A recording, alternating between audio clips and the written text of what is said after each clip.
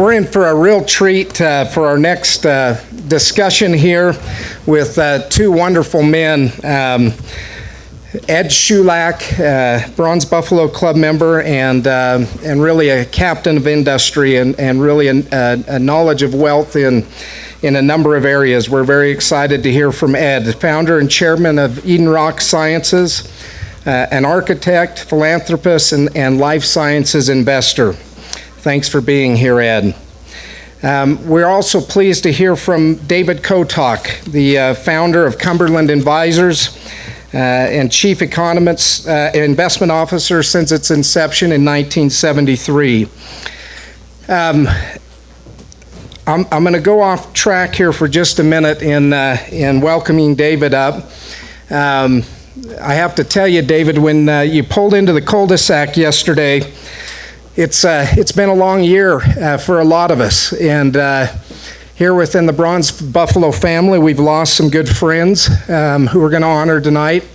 We'll have a moment of silence and do the flag ceremony on the horses to pay tribute to some of our friends. David knows how influential he's been in our lives here, for my brother and I, and for the Bronze Buffalo family in totality. And when David pulled in yesterday, it's been a couple of years since I've seen you, and a poem came to mind, and I don't want anybody here to think I'm a poet, because I'm not. I had to learn one poem. And the reason being is in our family we had to either choose to play an instrument, learn to play an instrument, or learn to sing. And when I was probably 10 years old, one day we were driving into piano lessons. Belinda Olson, she was beautiful, Rob. I told my brother Cody, I said, I'm going to kiss her. And he says, you're what? And I said, I'm going to lay one on her when we get going. So I did, and that was the last piano lesson that I ever received. So long story short, I put Mom's mind at ease and we learned a poem, and it goes like this. Two little boys had two little toys, each had a wooden horse, and gaily they played each summer's day, warriors both of course. One little chap then had a mishap, and he broke off his horse's head. He cried for his toy, then for joy, as his young playmate said, did you think I'd leave you dying? We're crying when there's room on my horse for two. Climb up here, chap, we'll soon be flying, for I can go just as fast with you. Long years passed and war came so fast, and bravely they marched away, and cannons roared loud, and in the mad crowd, wounded and dying lay. Up goes a shout, a horse dashes out from the ranks so blue, galloped away to where Joe lay, then came a voice he knew. Do you think I'd leave you dying when there's room on my horse for two? Climb up here, Joe, we'll soon be flying, for I can go just as fast with two. You know, Joe, I'm all a tremble, and perhaps it's the battle noise, but I think it's that I remember when we were two little boys. David, they say that legacy is planting seeds in a garden that you never get to see. And when you have a net as wide as David Kotok's, you get to see fruits of your legacy and labor beforehand. And what you see here today is your legacy that we're never going to forget. And I know you say that the leukemia's got a hold on you. I think you're gonna beat it, and you're gonna be here for a lot more years. But I got to tell you, thank you for being here, and we're grateful for you.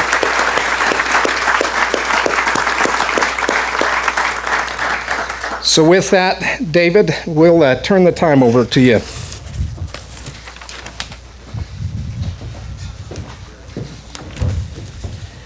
Thank you very much, Justin. That was very kind. The last 3 years have been a little difficult. Mark Twain has a great line. He said, rumors of my demise are greatly exaggerated. That stands today anyway. It's an interesting thing. I'm delighted to share this panel with Ed. We're under some time crunch, so a full copy with citations and graphics of remarks about COVID and about healthcare and the GIC initiative is going to be distributed on websites, and I'm going to abbreviate a little bit of these comments. For me, there's two hats. So one company is a money management firm managing a few $1 billion, trying to make profits for people. That's what I do every day, have done for almost half a century.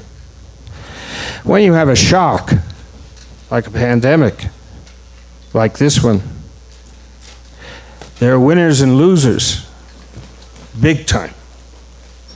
This is not a business cycle. I disagree with some of the predecessors who spoke today. And we'll talk about that in a second. So if you're in the finance, business, economic business, you're in the business, you have one focus, one mindset. With the Global Interdependence Center, we have a different focus. We're about policy issues. We're a neutral convener of dialogue. We try to bring folks together of goodwill from various points of view, have a conversation, and hopefully something good happens. Along comes a shock. Those two sometimes conflict with each other. Today, I have on the public policy hat. It's an honor to be here. Speaker Ryan, eloquently, and we got to meet each other. We have common friends in the past that we know, but we never got a chance to say hello, Paul, till today, till yesterday. You don't even know it, but I was a contributor to you and Mitt when you ran. Thank you. That's all right. Can I get my money back now? So let me try, in an economy of time, to hit the high points of the speech.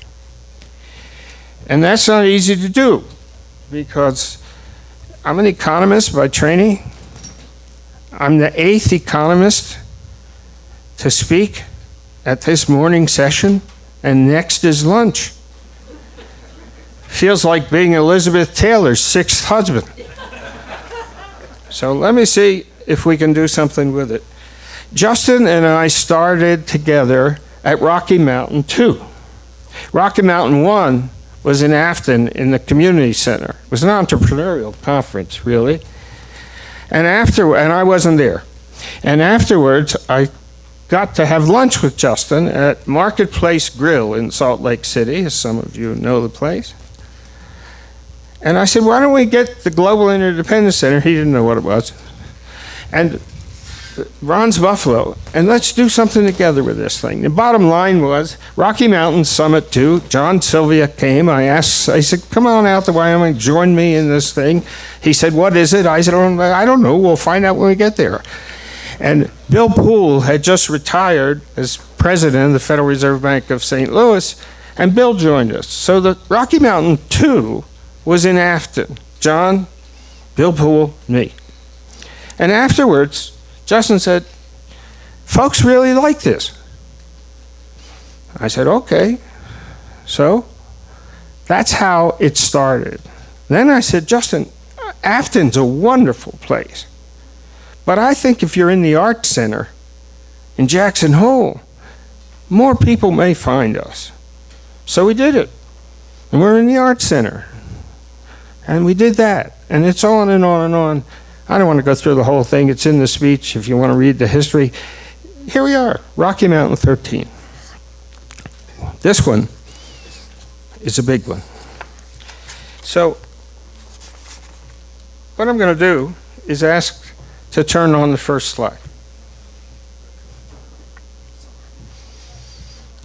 That's a photograph of a black swan that I took at a Japanese temple. Black swan is a term in Wall Street, thanks to a book that describes it and puts it in mathematical terms and says, these are surprises, these are one-off things. They come at you without warning. They have large implications. There's math attached to that.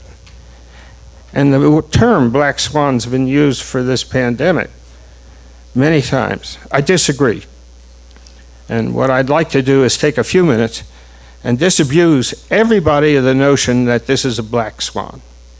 It's a repetition of history, and a very serious one. Next, there's been a lot of conversation here about China.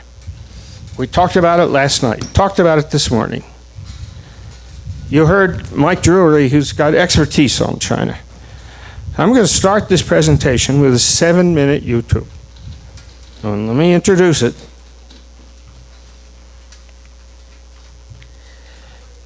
This is the English translation extracted from the South China Morning Post. It is their report in the English language on Delta variant. Now you can get two sources, Caixin from Beijing or South China Morning Post from Hong Kong. Anything that comes out of the government of China is approved by that government. It is messaging from a country which has 1.4 billion people. We have 330 million in the United States. 400 million are millennials. High tech, very savvy, very much confident in their government and its structure. In the United States, we have 90 million millennials, 50 million of them functioning fully, 40 million dealing with an opioid crisis, some other crisis. That's the array in the world. This is 7 minutes. In our shop, as part of our research, we track all the English language news in the world. We also track all the Chinese translation in the local Chinese websites. We have expertise in our shop in Mandarin. We know the websites. When we see a news release, we know how to go to the Chinese Defense Department to see the instruction manual that they allow to be seen. We do the same thing in Arabic. Other Romance languages, less necessary. We do it every day. One of the things we look for is the consistency or inconsistency of the message between the English version, which is geared for us, and the Chinese version, which is geared for a different audience. By the way, there are other versions in other languages, Spanish being one of them. So let's play 7 minutes and think, when you look at this, remember that in the world today, it is the Chinese vaccines which have the greatest distribution globally, not the US vaccines.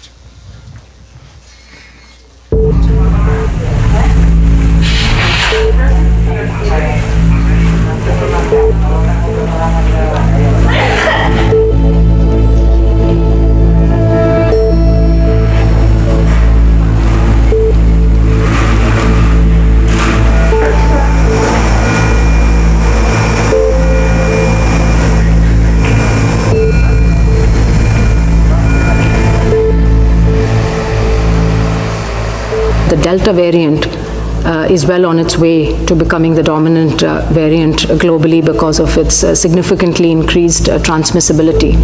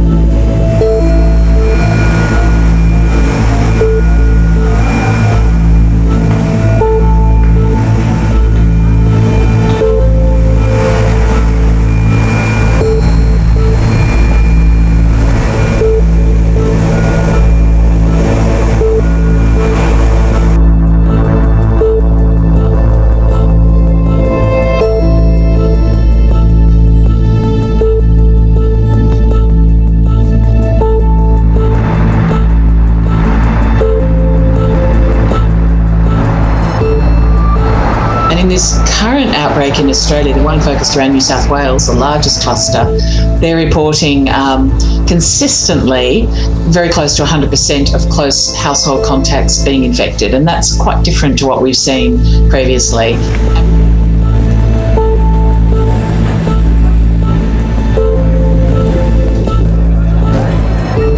Based on the estimated transmission advantage of the Delta variant and the using modeling forecasts, the ECDC is telling us that 70% of the new infections are projected to be due to this variant in Europe by early August, and 90% of infections will be of this variant by the end of August. So there is clearly a very worrying trend. There is something that compels us to continue being very vigilant.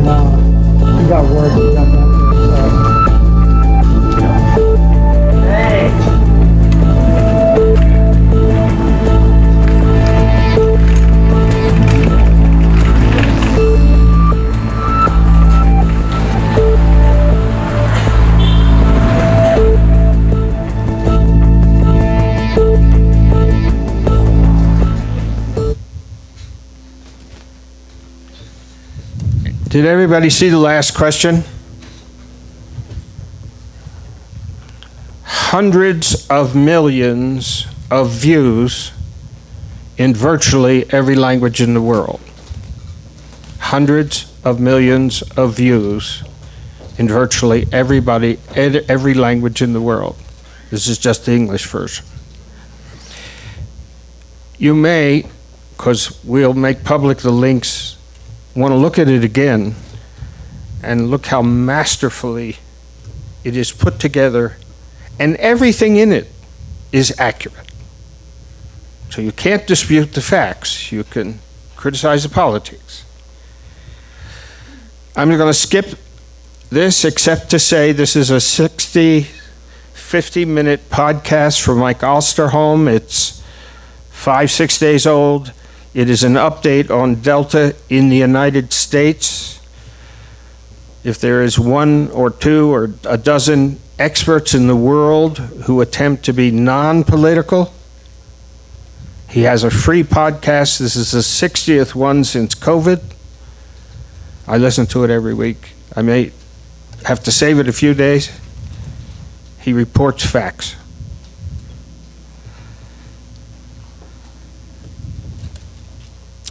Today, there are 20,000 hospitalizations for COVID in the United States.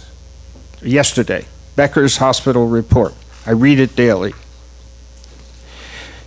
This week, the year-over-year rate of change of hospitalizations in Florida, where I live, is doubling Delta. There are hospitals that have hospitalizations, all Delta, nearly all Delta. One hospital has 107, hospital in Ohio, 170 admissions that are hospitalized. Remember, if you get sick, there's a time delay. Then you may not be sick enough to go to the hospital. So the data that we have that is reliable in the United States, because we do such a lousy job with data and have since the beginning.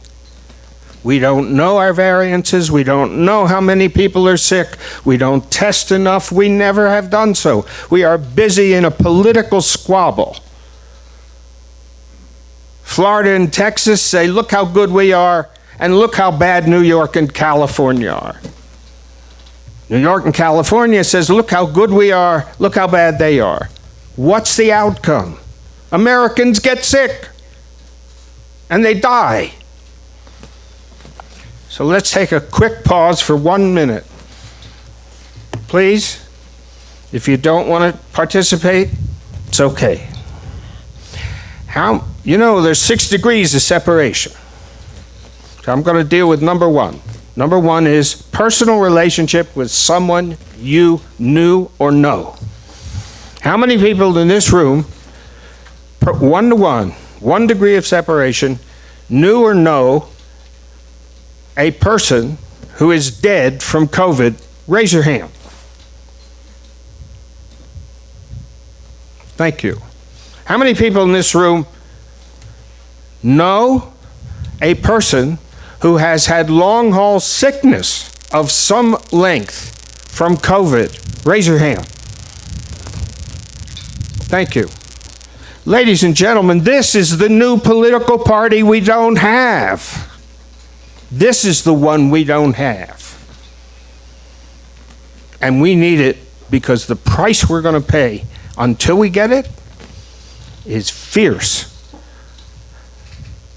I disagree with the prior friends, who are many of them for a long time. I don't think COVID's over. I don't think we're halfway through it. There's a lot ahead of us. Let's take a look. That's 19 pandemics in 700 years. The slide will be available. It's hard to see from the back. It's from the study from the Federal Reserve Bank of St. Louis. Dick Mayo and I were talking about it this morning over breakfast. What's the big one? The plague 700 years ago in Europe killed 1/3 of the population of the world. Well, 700 years is a long way to reach back to get information. What's the second one? Asian flu, 1957, 1958. Spanish flu, 1918. Third one, Asian flu, 1957-58. Now, if you read John Barry's book, and you read all the research that followed about the Spanish flu, what do you know? It wasn't 1918. It was 1917, 18, 19, 20, and 21. It took 5 years to run its course. Lots of mutations.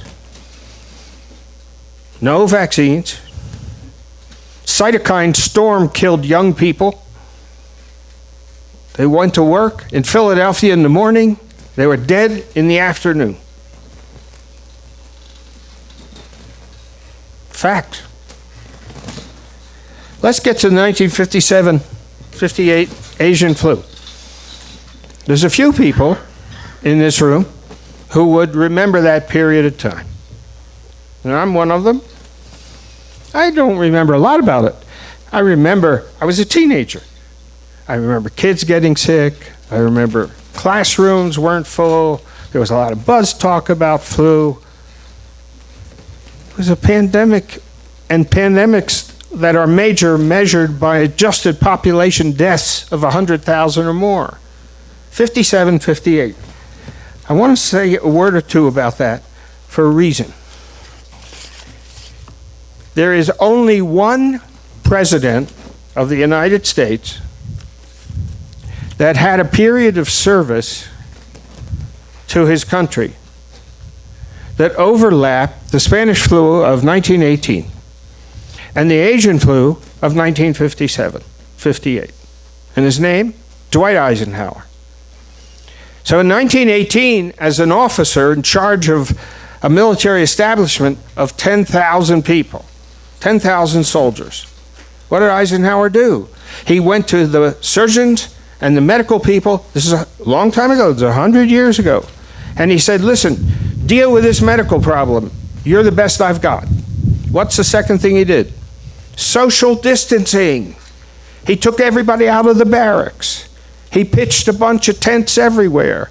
He said 3 people sleep in a tent. It's respiratory transmission. You separate people. Simple as that. That was 100 years ago. Dwight Eisenhower. Now fast forward. World War II. You know the history. The Supreme Commander. Then you know the rest. He became president in 52. 1951, in the 40s, we didn't have any bio-warfare defense. We created it in 1951 at Walter Reed. Why? We were worried about it, biological warfare. Eisenhower said, we've got to have this now. The worry was in the Korean War, but the necessity for it was known. Maurice Hillman, a physician from Montana, was in charge, and he was a serious epidemiologist. He had a team. 1957, that team, by the way, was active the entire time in the Eisenhower administration at Walter Reed. That's where it was. What did Eisenhower think? He says, all the wars in history have taught me one thing as a general. You get more casualties from sickness and disease than guns and bullets. The biggest threat to defense is disease. Eisenhower knew it. When I was in the Army and as a second lieutenant in 1966, my first assignment was in a crazy unit called the 486 Preventive Medicine Unit. We had entomologists, we had epidemiologists, we had ologists. It was the craziest military organization you can imagine. We had a Jeep, a trailer, an officer, and 3 enlisted men, a sergeant, and 2 specialists. And we did all kinds of nuts. And I had to take care of the Army side of this because I had all this brass. They outranked me. They were all doctor this or that. And I didn't know a thing. I'm 20-something year old, and I'm a second lieutenant in U.S. Army. I've been chasing bugs since then. My boss was a major. His boss, a general. That general worked for Eisenhower. I remember that general saying, don't think you're not important because you're not marching down the field. You guys either prevent more casualties or allow them than all the enemies. How much time, Jill? 5 minutes. In Neil Ferguson's book in chapter 7, a wonderful book, I heartily recommend it. He's a historian with great skill. Is the full details of Eisenhower and the 57-58 Asian flu. It's worth the read. The rest of the book is too. I'm going to fast forward very rapidly. I may steal 2 minutes, Ed. May I steal 2 minutes from you? Please? Thank you. I put him on the spot. What's he going to say? Look at the chart. That's a cross-reference. Look where Wyoming is in the upper left-hand corner. Lowest vaccinated state per capita, highest death per capita. Wyoming. In our shop, we track this statistic in all 50 states. We are tracking it continuously. Why? We're a money management firm. This is municipal credit. We have $4 trillion and 90,000 state and local government bonds issued. They tie the security to their ability to raise revenue in one form or another.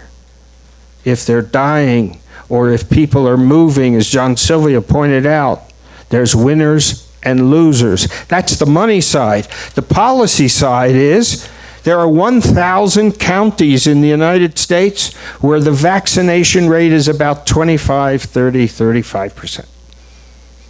Delta is twice as infectious as Alpha and a different disease. Ed knows the details.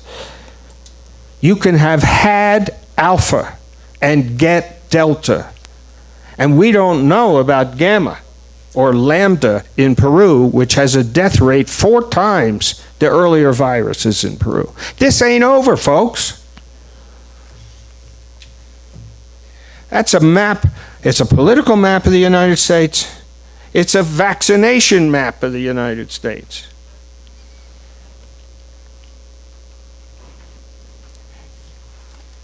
It's a sad commentary when we politicize public health and we distort the facts. That's the condition in this country. That's why my outlook is bleak.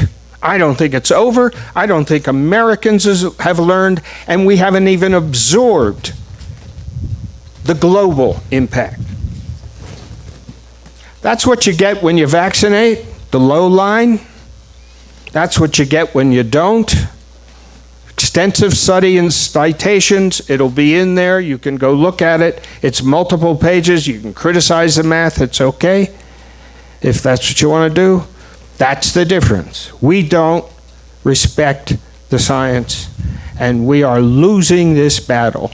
We're not winning it. It's not about the unemployment wage rate this week. It's not about the interest rate in the Federal Reserve. That's the OECD's latest forecast for growth in the world. There's only one country that's in the positive. It's already out of date. Now, my view, since I have, 3 minutes, Jill? Well, I got 2 from Ed. Okay? Real statistics. The best statistics on death in the United States, not the official COVID confirmed death, that's about 600 and some thousand. University of Washington, IMHE, has adjusted the factors to come up with something called excess deaths. What's an excess death? No death is desirable. Excess death is you took the demographics of the country. You knew how many people they were. You knew their gender. You knew their language. You knew their race. You knew a whole lot about them in the United States in 2019. We knew those statistics. Every insurance company used them, every financial. Your businesses used them. You mapped out the future and you accepted the demographic trajectory. And now along comes COVID. What does it do? It kills another million people up through May, more every day. What happened to your demographic model? Next. The life expectancy in the United States right now is 2 years shorter than it was 2 years ago. What happens in your model when life expectancy declines? How many in this room 2 years ago, 3 years ago, if I'd have been here and I said, I'm going to give you a forecast, 3 years from now we're going to come back to Teton Springs and you're going to confront that life expectancy in the United States dropped by 2 full years. You would say he's a nut. He's from New Jersey. Send him away. Lastly, long-haul COVID is the new public health crisis. Not my words. New England Journal of Medicine, Journal of the American Medical Association, Lancet. Long-haul COVID. What is long-haul COVID? You got it. It wasn't so bad. It was like a bad cold. I had a little fever. A week later, I'm okay. 7 months later, you're having a little trouble breathing. Or you're having a cardiac symptom. Or a neurological symptom. Latest are the brain scans, which are showing some scarring. There are 3.5 million, so far, long-haul COVID cases in the United States. The estimates are somewhere between 10 and 30 million will be the final number 2 or 3 or 4 years from now. There are 33 long-haul clinics developing every day in the United States. 6 months ago, 9 months ago, there weren't any. There's a whole long-haul COVID alliance. I'm a part of it. It didn't exist a year ago.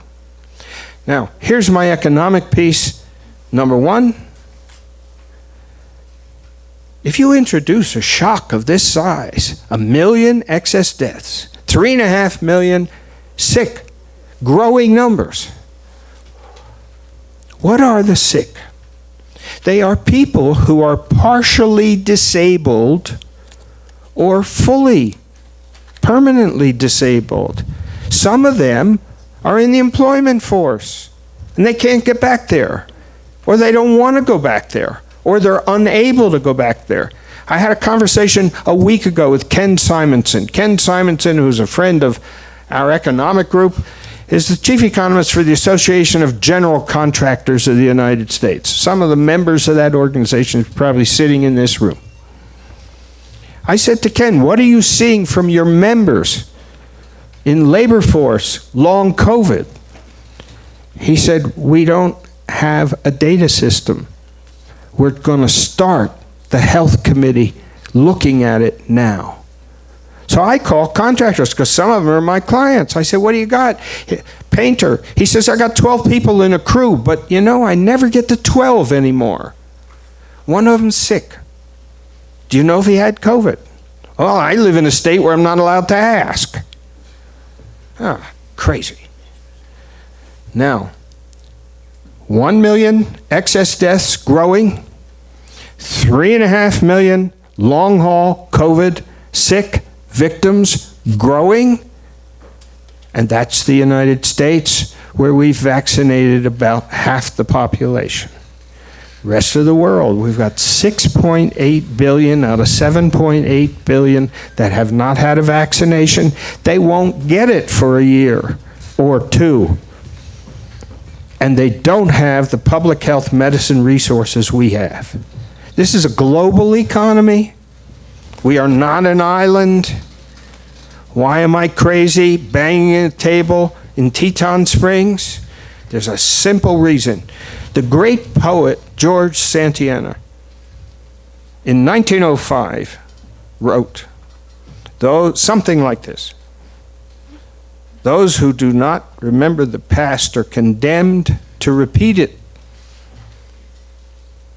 Ladies and gentlemen, those who do not remember the past, 19 pandemics, there they are. More history before that. I didn't put Thucydides and why Athens lost to Sparta in the list. It was a plague. Those who do not remember the past are condemned to repeat it. I don't like the way it looks. I think Michael Drury's 2% growth forecast a year from now is high. What we're doing to the labor force of the United States is hurting it, and our position in the world is injured by our public health failure. Read Michael Lewis's book. Get to know who Charity Dean is. She was invited here. She emailed back to me and she said, I'm so loaded I can't move. You need to meet Charity Dean. Here's what I don't want us to wind up with. Thank you very much.